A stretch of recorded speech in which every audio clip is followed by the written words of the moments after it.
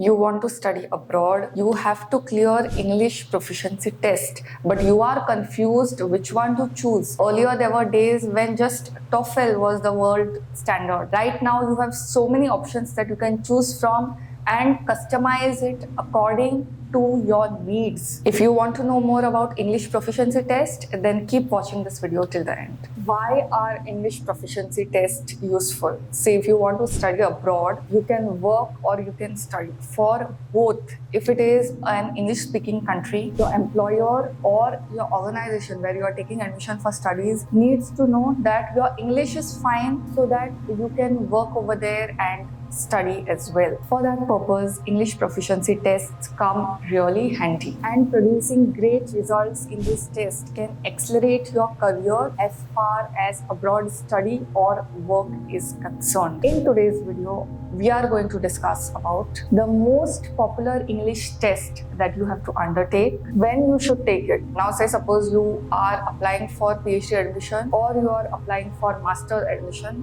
when exactly should you take those tests? What are the different levels of English proficiency tests? And there is one level which is most recommended by employers. So I will give you the details for that as well. What is the exact cost of this? What is the structure of these tests? And how do you choose a test which is a good fit for you? Because for studying in certain countries, there is one English proficiency test which is the gold standard. If you want to assess your own language skills, your own English speaking skills, then there is another which can be used, which happens at a low cost, and it happens when you are sitting at home. So which are those tests and how can you accelerate your career with these tests? I'm going to tell you everything about it. So stay tuned till the end and let's begin with the video. Most common English proficiency tests that are present in the world. First one and the most common, most popular and global accepted, IELTS. Some people call it IELTS. It is IELTS. Next is TOEFL. Then you have Cambridge English exams. Then you have Pearson test, and then you have Duolingo. These are the most prominently used English tests. That does not mean that these are the only ones. But since I have been doing a lot of scholarship videos over here on this channel for India as well as international, these are some of the things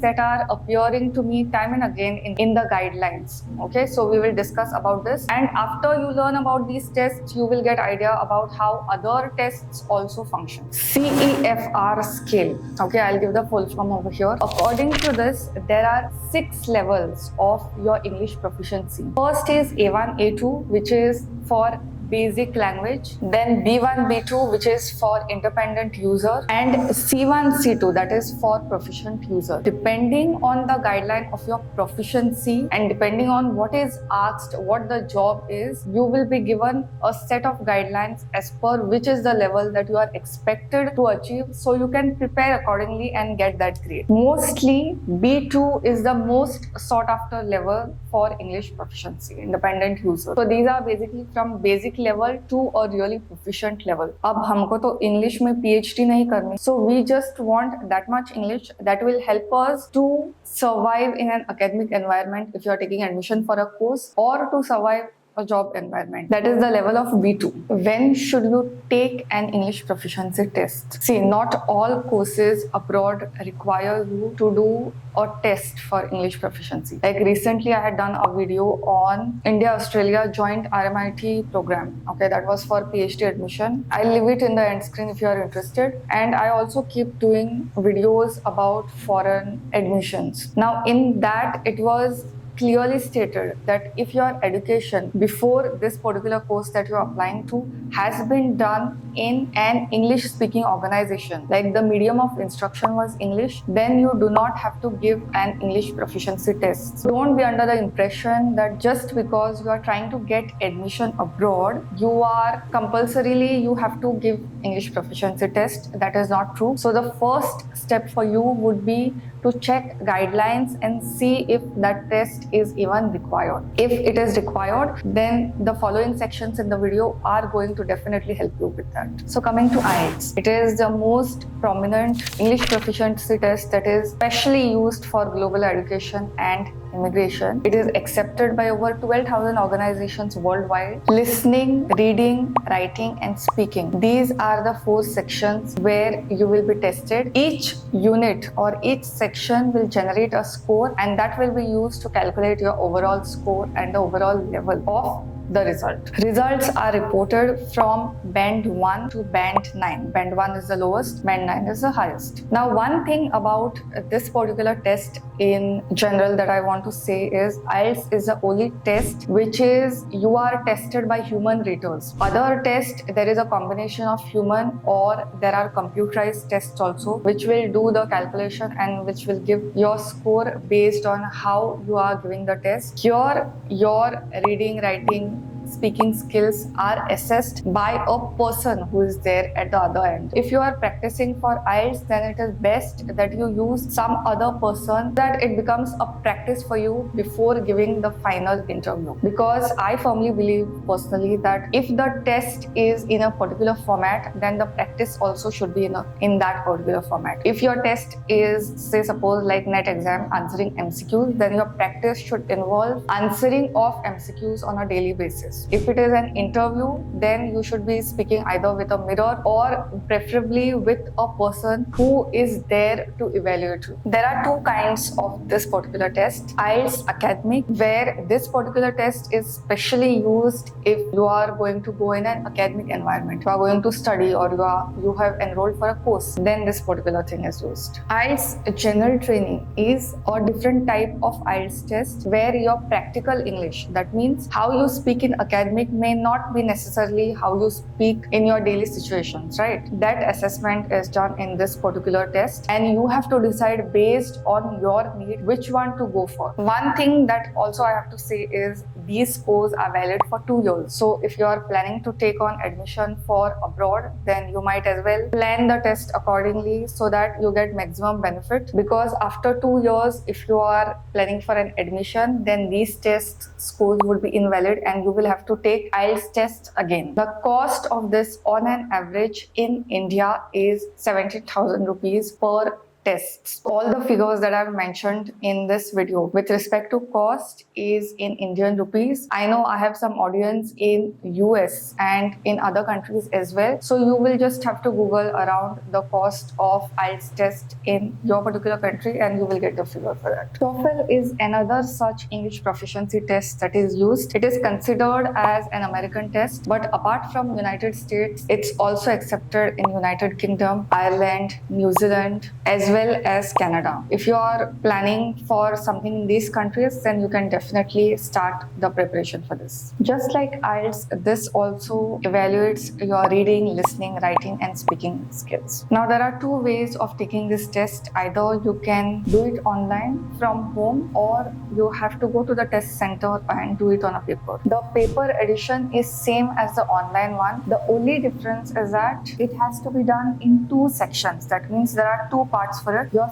speaking would be tested at home on a computer, whereas the rest of the sections such as writing, reading, and listening would be tested at the center. So this happens in two parts and it is generally called this. Each section has a marks of 30 marks. So the total is 120.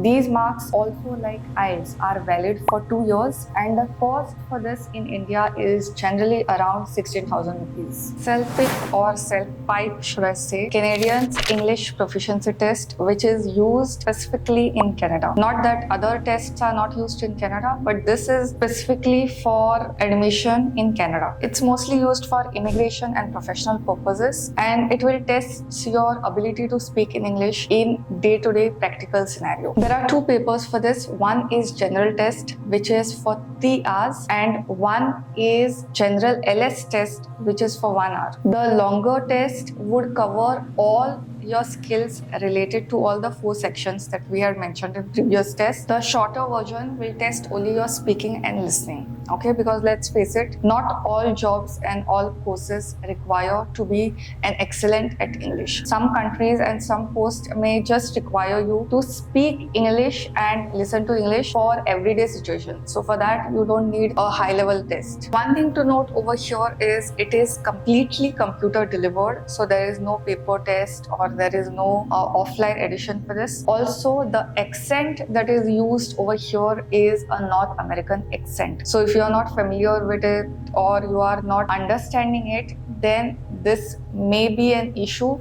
If you are interested for this test, that is the case, then you can choose other tests that I have discussed earlier or I will be discussing later in this video. The registration cost for this is around 10,000 rupees. And also one thing to note over here is the registration on this registration form could be done from within Canada only. Next we have Cambridge English Test. Now these tests were developed by English department at Cambridge University, but that does not mean that these tests are not accepted elsewhere besides Cambridge. These tests have worldwide acceptance. One unique thing about this test particularly is that, like other tests I had mentioned, there were 2 years validity, 1 year validity, and the next sections also I will explain some other tests. So this particular test, Cambridge English Test, is valid for life. So if you take this once, the scores are sufficient enough for you to take admission any time of your lifetime. These tests are divided into different types. So according to the objective of your taking English proficiency test, you can decide which one suits you the best. Let's move to the screen and decide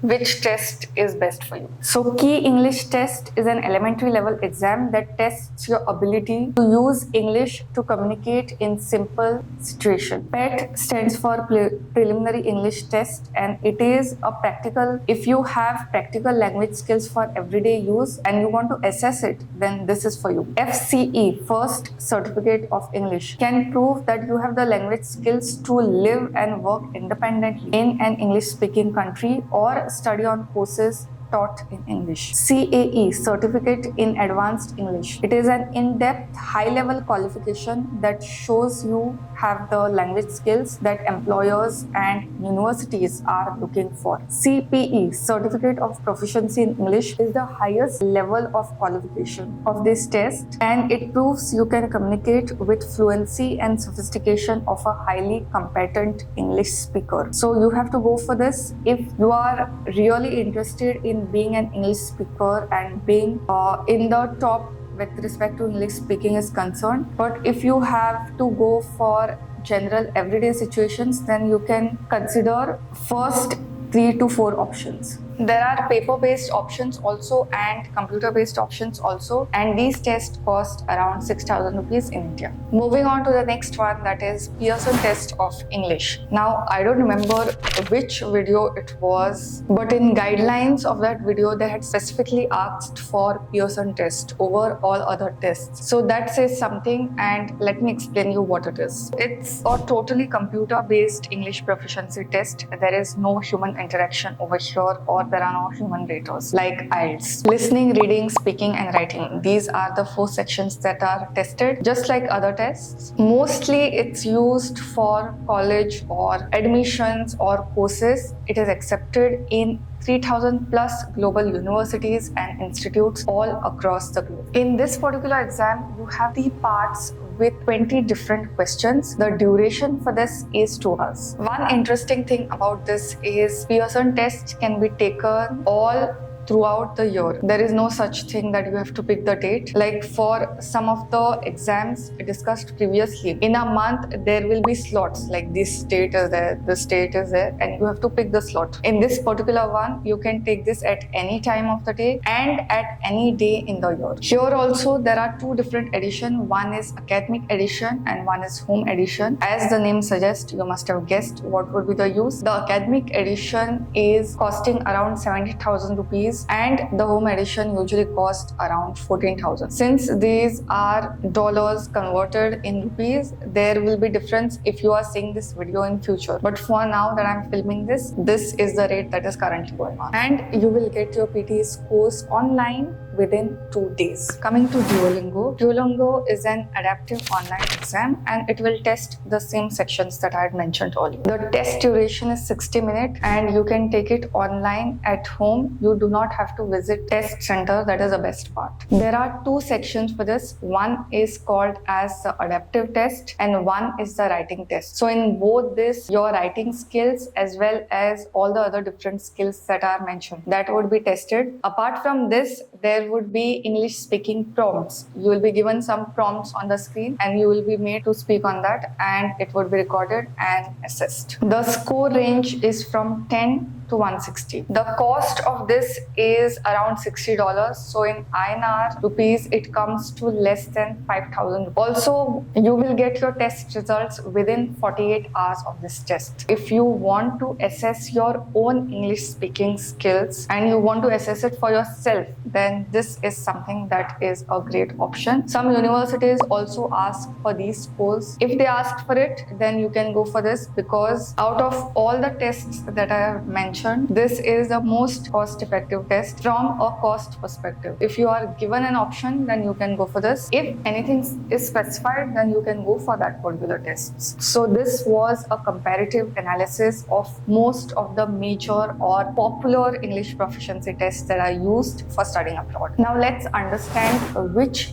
test is right for you. As I've already mentioned earlier, your first step would be checking the guidelines of your admission or your employer if you are applying for a job abroad. Which tests are they recommending, and take that blindly. You don't have to think much, right? The second factor to consider is if you are not being recommended by your job or the course university where you are applying for, and they have left up to you to choose, then which country you are applying for and what is the purpose. Like if you are applying for US, IELTS is a good option because it is worldwide and it is accepted everywhere. So that is one option that you can consider. Or if you are applying in Canada, as I've already mentioned, CELPIPE is there, then TOEFL is there, then IELTS is also there. So these are also accepted. It just depends on you as well as what kind of test you prefer. Some are online editions, some are online plus offline, as I've mentioned. IELTS is one of the tests where you will be assessed by human raters. That is something that resonates with you, then you can go in for that. UK, Australia or New Zealand,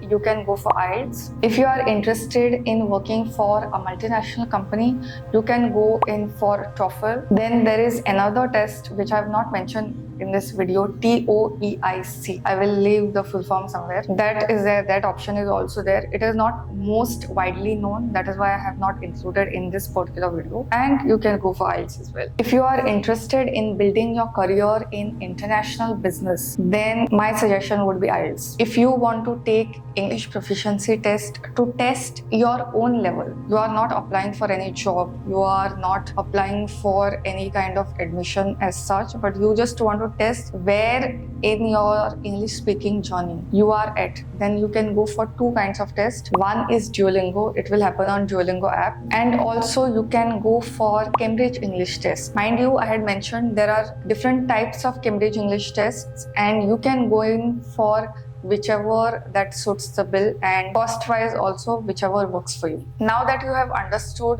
which exam to choose, let's understand comparative score wise which are the different scores and how they are correlating with each other tests. Some of the tests that I've mentioned over here, I have not included in the main video just for the reason that they are not that well known. Okay, so which are well known that have been explained in this video. But for the comparative analysis, you can have a look. You can pause the video and have a look. I know today's video has been slightly long. Many of the students want to study abroad, but whenever I do any scholarship related video or whenever I do any job related video which involves going abroad, almost for every video at least one comment has to be there about English proficiency test, which test have to be taken, it get funding from the university. See, most English proficiency tests, whether you are taking admission for a course or you are doing for a job or you are going in for international business, you have to meet the expenses on your own. Mostly it is not funded, and if funding is there, then usually I mention it in the scholarship guidelines, or I will definitely mention it if funding is there. But mostly 99% of the time you have to spend your own money and you have to take it on your own. One thing also I would like to suggest that if you are planning on studying abroad,